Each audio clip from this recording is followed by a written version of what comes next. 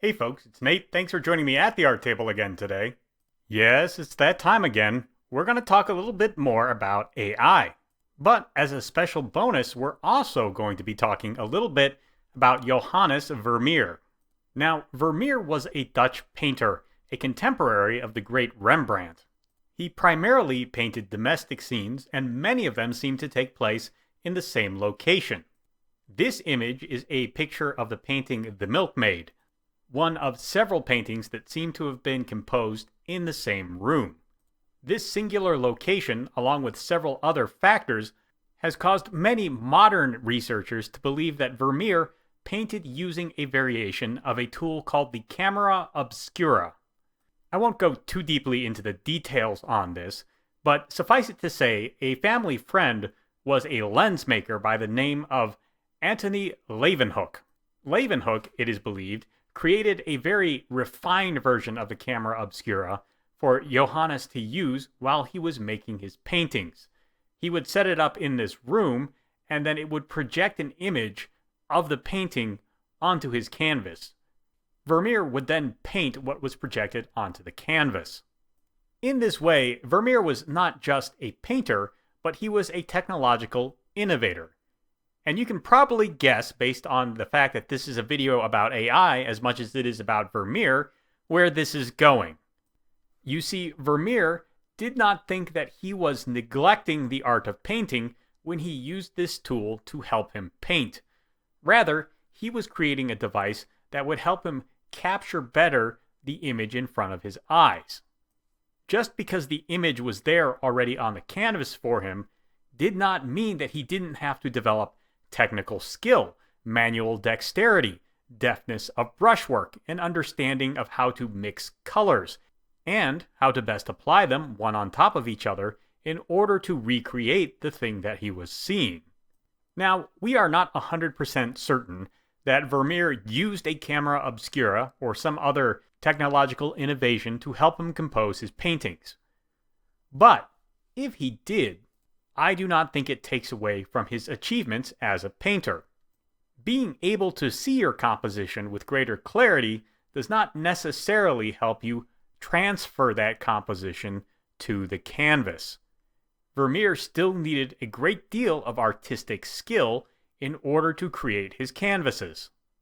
Now, this is very interesting when we consider AI, because the skills that you need to develop to get, say, an image, a duplication of a Vermeer canvas from an AI, are very different skills than you would need to duplicate a Vermeer canvas using your hands.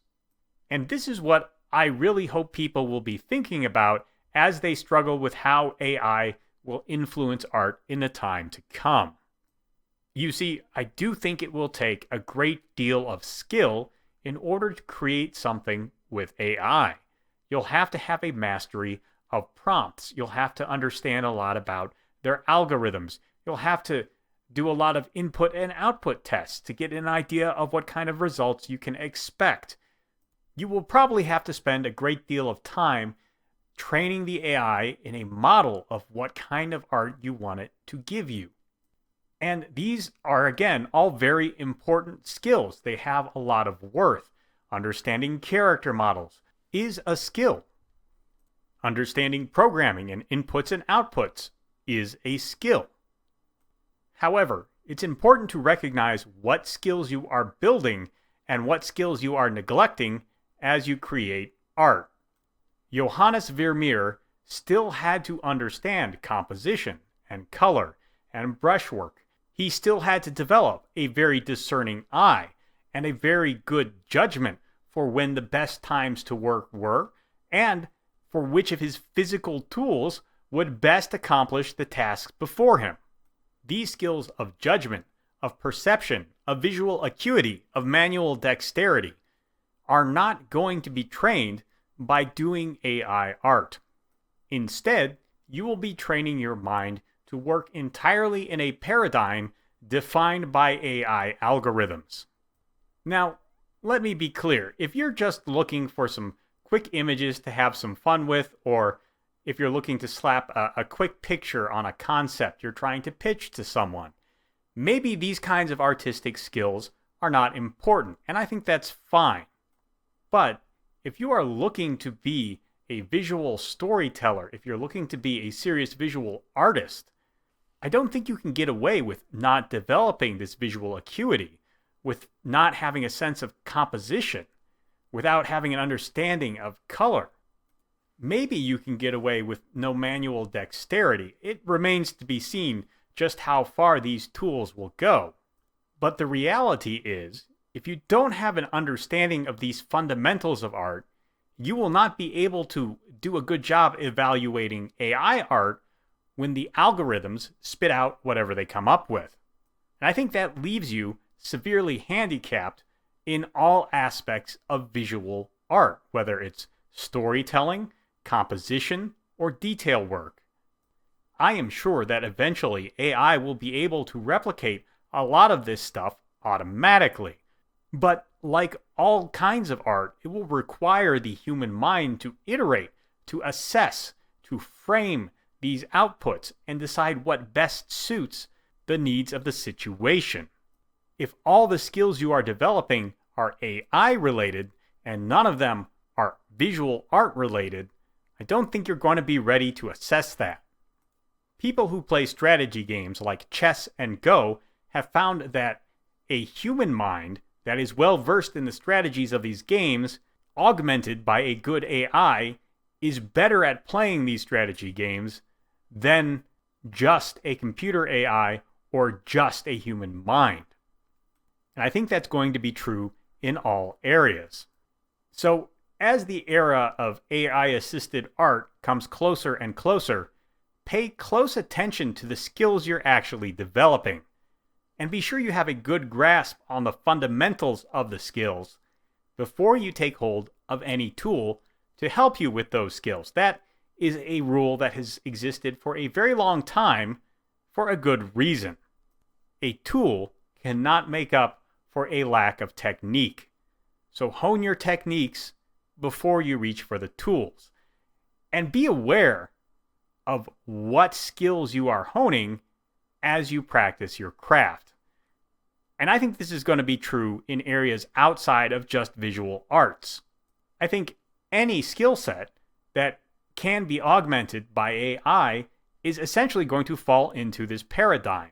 You'll have to hone the basics before you're ready to pick up that turbocharged AI-driven engine to really kickstart what you can do in your chosen field. So while I've said this in relation to AI and visual art, I think it will ultimately apply to everything. There's also an interesting wrinkle to this.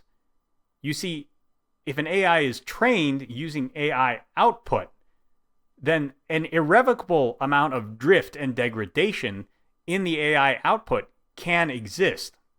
I can't really get too deep into the theory on that. I've read a couple of articles on it that give me a kind of a vague layman's understanding of the idea, but I think that any attempt on my part to explain it would probably miss the finer points of it.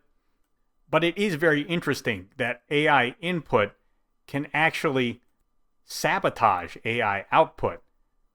So I think in essence, your AI is going to have to be trained largely by inputs that you can curate and control. And I even spoke about this in some of my previous videos on AI art. I think you're creating a great deal of the training material your AI uses to then create outputs is going to be the way to go to really get your artistic vision carried out. And if that is true, if the AI degradation problem can't be fixed, then you are definitely going to need a strong grasp of fundamentals to uphold any AI output you choose to create. And that still remains the most interesting and exciting possibility in AI art, at least to me. But let me know what you think down in the comments below. There's a like button and a subscribe button down there. You can use those as you see fit, and I'll talk to you later.